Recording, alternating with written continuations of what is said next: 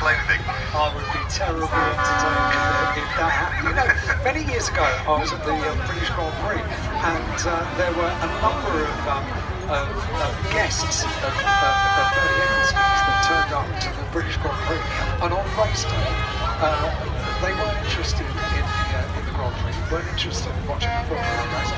What they did want to do was to look at the trucks that were all beautifully presented down in the truck park. And they are beautifully presented. David keeps his trucks in place. They were only interested in the trucks.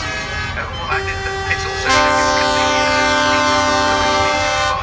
Dave was talking about his race direction companies, say DTM, which returns next year, and the parking and procedures for DTM. The whole bottom section of the paddock is allocated to cleaning the trucks down entirely before they're even allowed into the paddock. They're all parked absolutely square on. Yeah.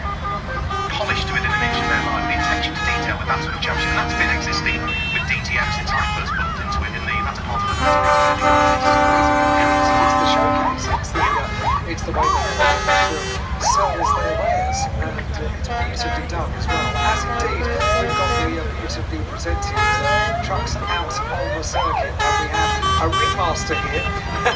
So, we can even see Paul Clippers comes to join us. Hang on, we're going to the microphone. Just have a look. Fantastic you are.